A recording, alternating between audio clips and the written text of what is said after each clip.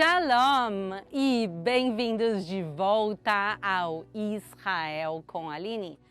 Hoje estamos em Tel Arad, no meio do deserto do Negev, para conhecer essa cidade bíblica de mais de 5.000 anos, que guarda muitos mistérios e segredos.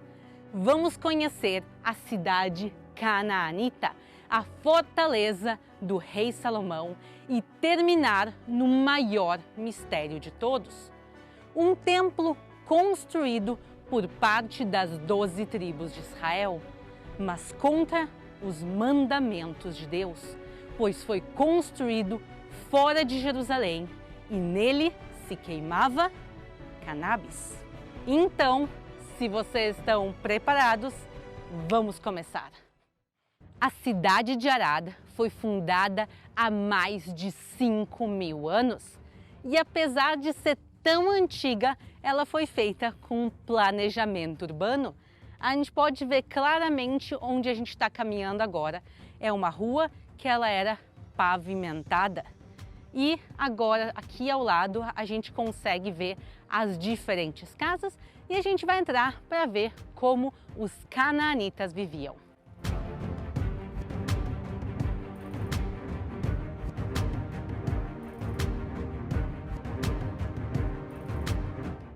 Vejam essa casa de literalmente 5.000 anos.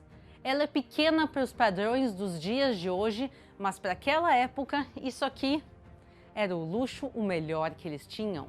Em volta de toda a casa parece esses bancos baixos que podiam servir tanto para as pessoas sentarem e também como armazenamento. Aqui eram guardados os jarros e bem no meio da casa, aqui, essa pedra que vocês estão vendo, ela segurava uma coluna, um poste de madeira que sustentava todo o teto. E eu posso dizer que lá fora está bem quente e só de entrar nessa construção de pedra, tu já sente a temperatura baixando em alguns graus. As pessoas conseguiam viver aqui no meio do deserto porque eles tinham tecnologia para conseguir aguentar esse clima. Parte era o tipo de construção e também parte era o manejamento da água. De onde eles tinham água aqui no meio do deserto, que não tem nascentes, rios e praticamente não chove. Vamos ver como os cananeus sobreviviam quase sem água.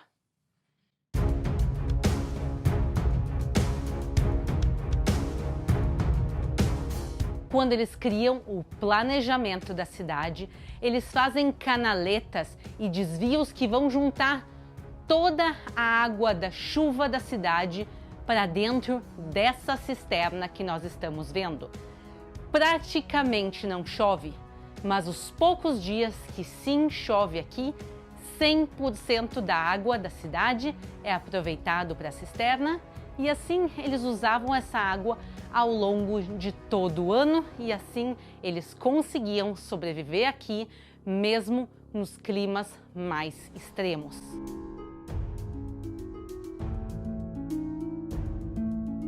E Arad, como toda cidade que se preze nos tempos bíblicos, tinha uma grande muralha que nós podemos ver aqui ao nosso lado.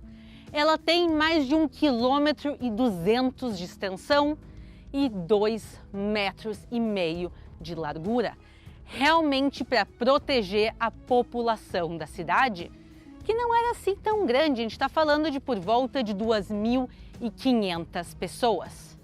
Mas não basta a muralha tinha ainda mais uma proteção que são as torres, como uma que nós vemos aqui. Essa é uma torre semicircular.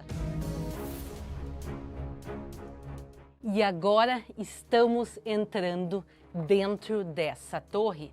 E para mim é incrível imaginar que alguém que esteve aqui há mais de 3.000 anos atrás viu e lutou contra Moisés, como nós sabemos por essa passagem bíblica.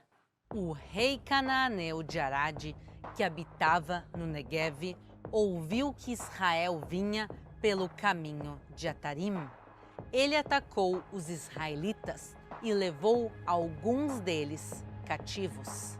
Então o rei de Arad e os seus soldados estavam sobre as suas torres da muralha, entre elas esta aqui, e lutaram e venceram o povo de Israel. E então eles vão obrigar Moisés a voltar na direção sul e dar toda a volta em Edom. O que a gente conhece como os 40 anos vagando no deserto, porque o caminho entre o Egito e Israel, ele é bem próximo. Então, por que o povo vai dar toda essa volta como nós vemos no mapa? Primeiro, porque eles tinham que passar os 40 anos no deserto como Deus havia ordenado. E também porque fisicamente eles não conseguiam entrar na Terra Prometida pelos diferentes inimigos que os atacavam. E entre esses inimigos que impediram a entrada do povo de Israel na Terra Prometida está Arad e o seu rei.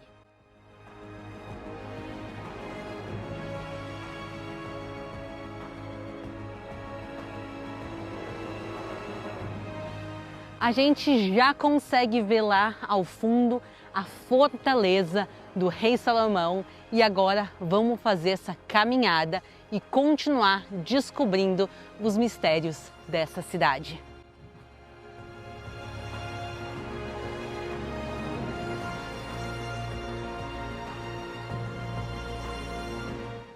O que aconteceu com a cidade de Arad dos Canaanitas? Ela foi abandonada e a gente não sabe exatamente o porquê. Mas depois de um tempo desse local vazio, quem toma posse desse local é o povo de Israel. E há 3.000 anos atrás, o rei Salomão constrói aqui uma grande fortaleza, que a entrada está exatamente atrás de mim, para proteger o império dele de ataques de edomitas e moabitas. Então, vamos entrar na fortaleza.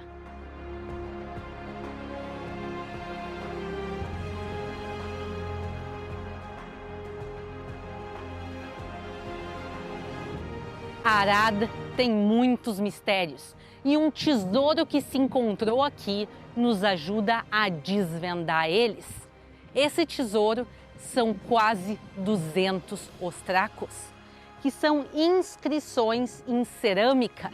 São 200 inscrições, mais de 100 em hebraico, 85 em aramaico, e eles nos contam um pouco do dia a dia da fortaleza entre 2.900 e 2.600 anos atrás. A maior parte deles, na realidade, não são tão interessantes, porque eles são papéis burocráticos. São cartas entre os chefes dessa fortaleza com o chefe de outras fortalezas judaicas, questões de manutenção de dia a dia. Mas entre esses ostracos também se encontraram alguns que chocaram o mundo da arqueologia. 2 deles estão escritos o nome Arad, e isso nos comprova que nós realmente estamos na cidade bíblica de Arad. E um deles está escrito Beit Adonai, a casa de Deus. Adonai, como se escreve no hebraico, Yud Rei Vav Rei. Essa expressão aparece na Bíblia no primeiro livro de Reis, capítulo 3, versículo 1. Salomão aliou-se com Faraó, rei do Egito, pois tomou por mulher a filha do Faraó. Ele a trouxe à cidade de Davi, até que acabasse a construção do seu palácio, da casa do Senhor e da muralha em volta de Jerusalém. Essa inscrição que foi encontrada aqui é importantíssima porque é uma das mais antigas com o nome completo de Deus, Yud Rei Vav Rei, e a mais antiga já encontrada que se refere ao Templo de Jerusalém, a casa de Deus, a casa de Adonai, como está escrito neste versículo que acabamos de ouvir. Essa inscrição não se refere ao templo que ficava aqui em Arad, e sim ao templo de Jerusalém, o único templo que foi instruído segundo as ordens de Deus. Mas antes de a gente visitar esse templo tão problemático, antes disso nós vamos entrar nos subterrâneos de Arad e conhecer um pouquinho o que tem embaixo dos nossos pés. Vamos lá! E se vocês estão gostando do passeio virtual do dia de hoje, eu quero convidar vocês a conhecerem pessoalmente a Terra Santa. Vocês estão convidados a participarem das caravanas Israel com Aline.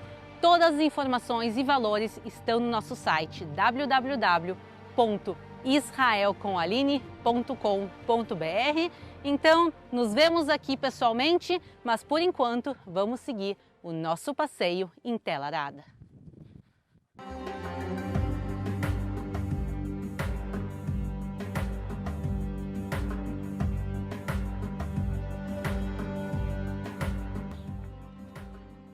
E o que é esse complexo subterrâneo que nós estamos entrando agora?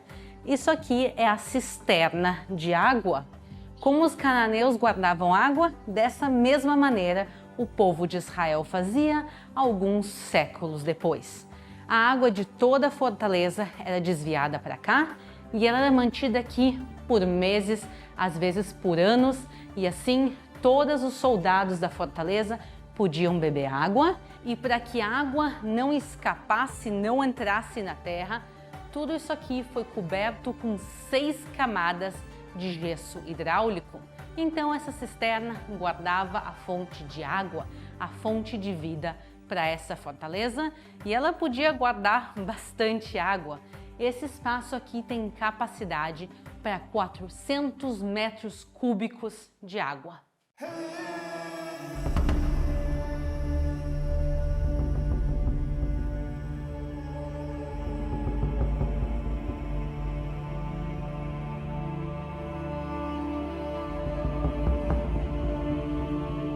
Entrar nesse lugar me dá uma sensação um pouco estranha.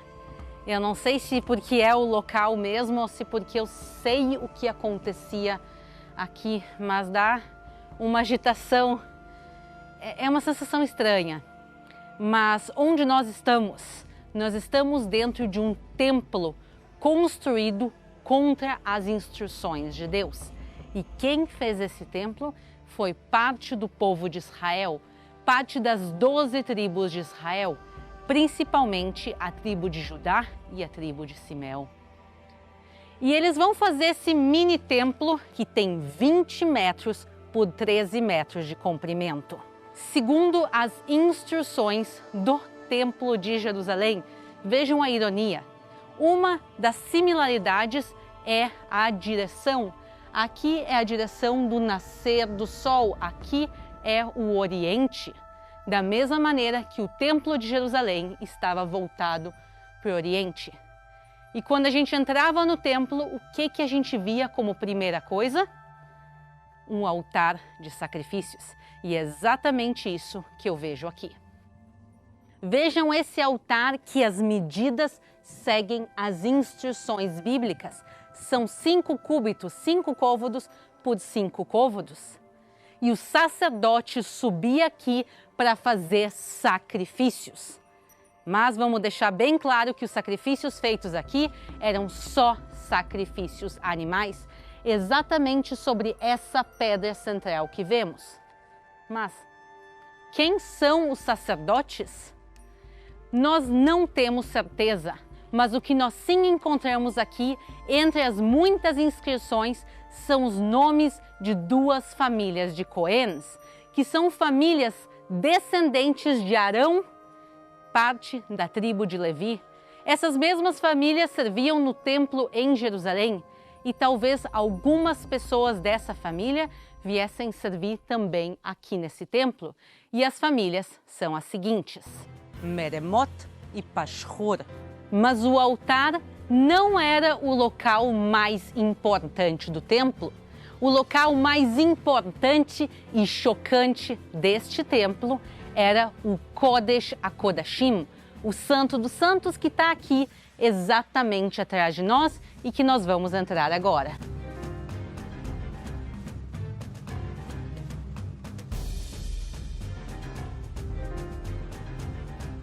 E logo entrando, a primeira coisa que a gente vê são 2 altares de incenso.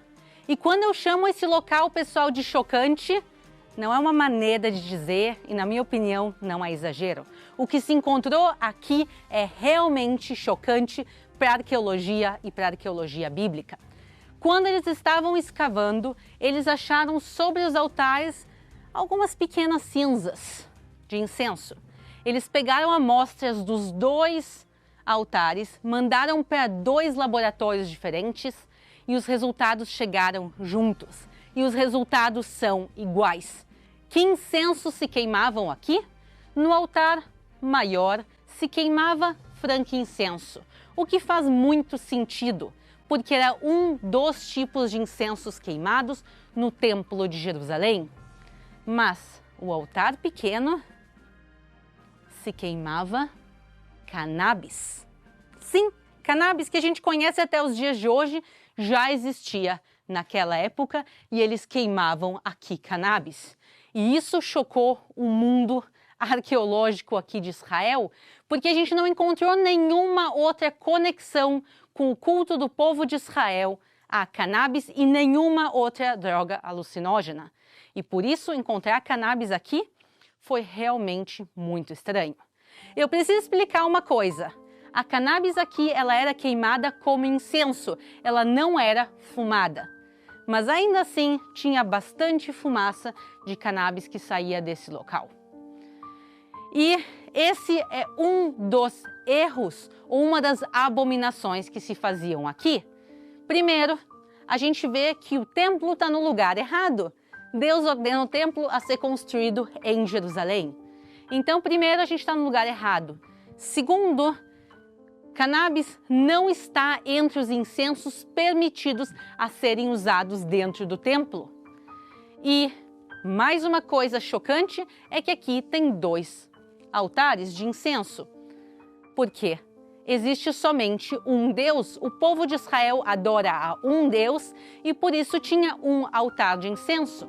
E aqui, quando se fez as escavações arqueológicas, se encontrou 2, um maior e um menor, e também se encontrou aqui mais de uma matseivá, que nós vamos subir e ver agora.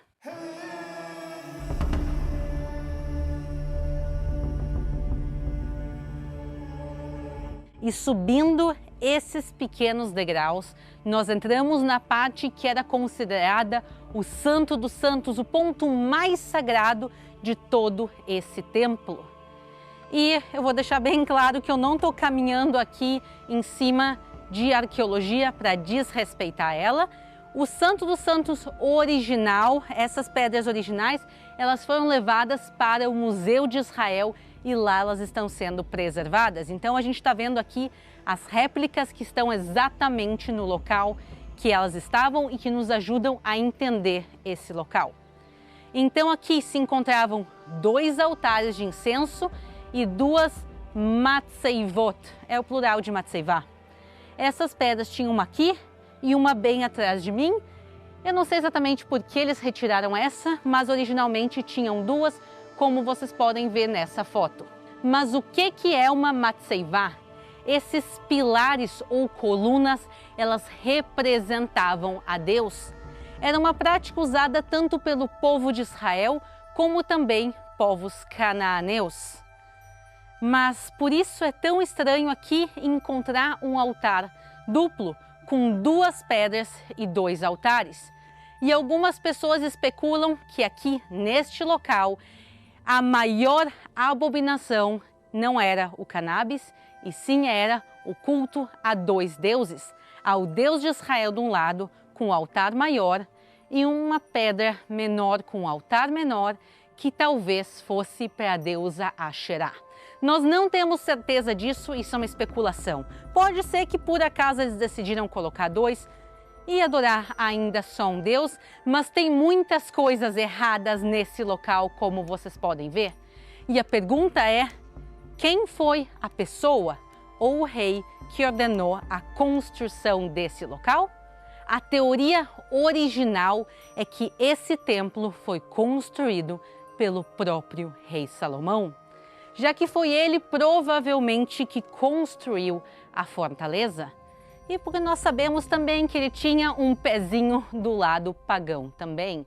A própria Bíblia nos conta que ele se casa com mulheres pagãs e que ele participa do culto delas. Então, talvez ele foi quem trouxe esse culto misturado com Asherá a esse local. Mas os arqueólogos discordam disso, porque eles pegaram aqui vários materiais para datar, com várias técnicas, entre elas carbono 14, e descobrem que esse templo foi construído no ano de 750 a.C. E quem reinava nessa época era o rei Acaz. E isso se encaixa perfeitamente com o que a Bíblia nos conta. Acaz, ele foi um rei muito ruim e um rei extremamente idólatra. Ele vai fazer inclusive sacrifícios a deuses pagãos. E talvez o pior de todos eles é que ele sacrifica o seu próprio filho a um deus pagão. E ele vai construir por Israel locais para se queimarem incenso a outros deuses, como está escrito nessa passagem. Acaz tinha 20 anos de idade quando começou a reinar e reinou 16 anos em Jerusalém. Não fez o que era reto aos olhos do Senhor, ao contrário de Davi, seu pai. Andou nos caminhos dos reis de Israel e até fez imagens fundidas aos Baalins. E em cada cidade de Judá construiu lugares altos para queimar incenso a outros deuses, e assim provocou a ira do Senhor, Deus de seus pais. E que fim teve este templo? Justamente o filho do rei Acaz foi o rei Ezequias. E ele foi o oposto do seu pai. Ele lutou contra a idolatria e quebrou os locais altos, entre eles este que nós vemos aqui.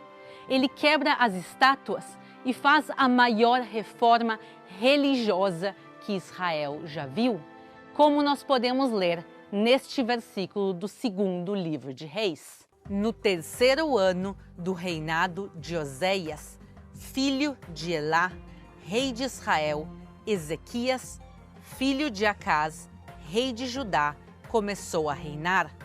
Ezequias fez o que era reto aos olhos do Senhor, segundo tudo o que Davi, seu pai, havia feito.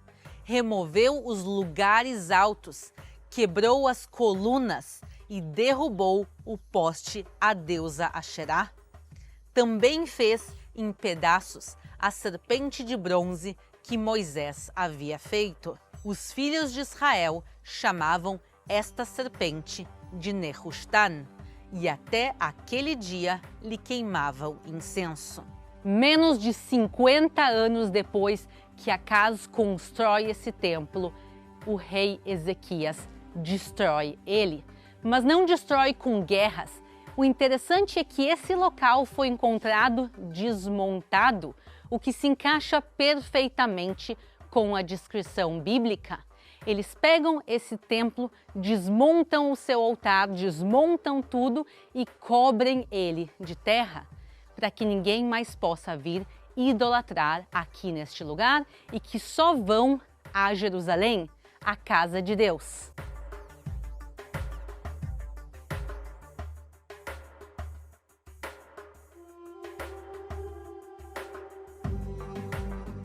Eu acho a história de Tel Arad uma das mais fascinantes de toda Israel. Apesar de ser um local pouco visitado, aqui a gente consegue presenciar a vida no meio do deserto, construções da época do rei Salomão. Mas o principal é realmente esse templo. Ver quão baixo o povo de Israel consegue chegar, com Acaz e toda a sua idolatria. Mas eu acho que o melhor exemplo desse local é justamente Ezequias, que nasceu numa casa cheia de idolatria, que o seu próprio irmão foi sacrificado a deuses pagãos. ele sabe ter o discernimento de entender a história de uma maneira diferente e escolher o caminho correto. E por isso, ele foi quem desmontou este local e nós encontramos ele 2.600 anos depois, para nos provar mais uma vez a veracidade das histórias bíblicas, aqui da época desde Moisés, passando pelo rei Salomão, pelo rei Acaz e por Ezequias. Espero que vocês tenham gostado de conhecer esse local tão diferente e controverso em Israel. E se vocês estiverem por aqui na zona de Arad, não deixem de visitar Tel Arad. Um grande beijo e a gente se vê na próxima.